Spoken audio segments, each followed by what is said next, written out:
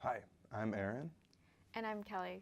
and today we're going to talk to you about male birth control. We're going to discuss why it is so rare in today's society and why this rarity is extra important. Many birth control methods exist for females. The most popular method is the birth control pill, but other options include the intrauterine device, vaginal ring, patch, shot, and female condom. There are also other methods not mentioned here. But what about for men? So the only widespread, non-permanent contraceptive is the condom, which we think has a lot of problems. We have efficacy, for example. So if you use the condom with an average sexual activity for a year, it will fail 2% of the time, which is a pretty high stat. And then we take into account typical use failure, which accounts for human error. So if you were to actually do a study in which 100 couples had average sexual activity for the course of a year, 15 of those couples would accidentally conceive a child. And those are very bad odds, a risk that not even someone with the worst of gambling addictions would take. So that needs fixing. We also examine disruption of the sexual experience. The condom needs to be put on at some time. Maybe it needs to be readjusted throughout intercourse. And that is also disturbing and something that makes people not want to use the condom. We also have desensitization. Men don't want to necessarily use the condom because it takes away from the feeling of sex. Yet another pitfall of the condom.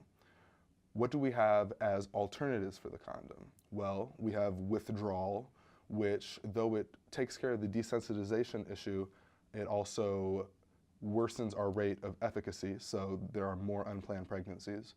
And we have outercourse, which is essentially any sexual activity that isn't intercourse, which some wouldn't even consider sex. So why is there such a discrepancy between the options available for men and the options available for females when it comes to birth control?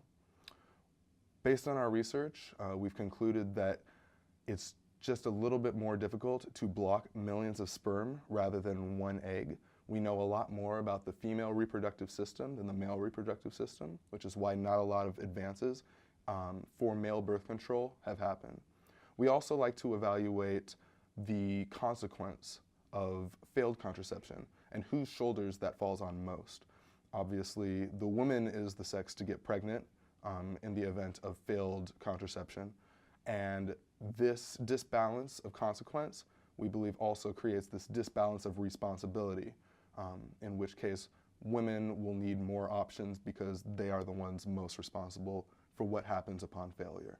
And this is a disbalance that we would like to get rid of. Social reasons may also explain the lack of male birth control. First, scientists have not made this a research priority. Compared to research on female birth control, that of male birth control had a 3-decade delay, leading to less knowledge and less standardized practices for future research innovations.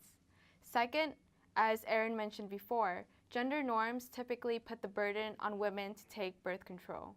This creates this unequal responsibility, even though in reality, both partners are responsible for unplanned pregnancies. Third, will women trust their male partners with birth control? The answer may vary, but some studies have shown that many women would be open to the idea if they're in committed relationships or if there are reliable male birth control options out there.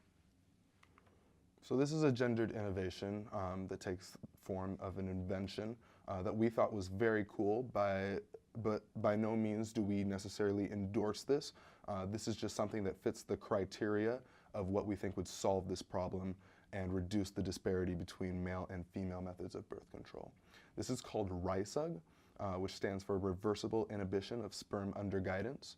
And what RISUG is essentially a polymer that gets injected into the vas deferens of the male reproductive system. So once this polymer is in place, all sperm that pass through this duct get ripped apart in a way that makes them infertile. So by the time the sperm reaches the egg, it is not able to fertilize it.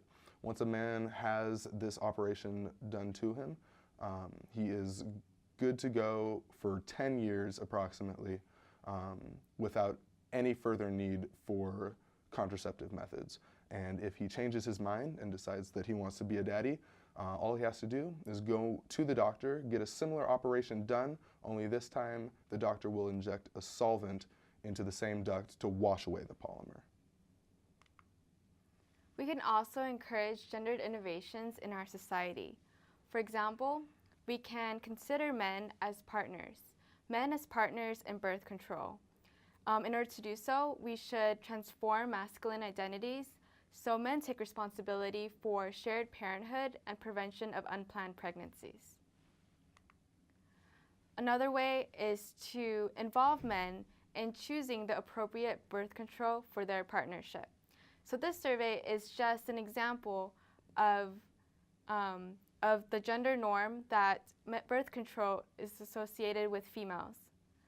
To fix this, we should have survey questions that reflect the male health and social needs, as well as male birth control options in the survey.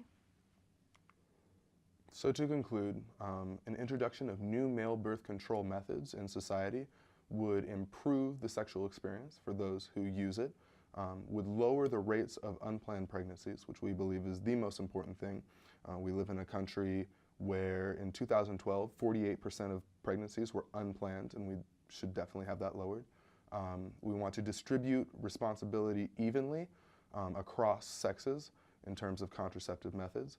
And we also would reshape masculine identities in the sense that men would feel comfortable partaking in more contraception.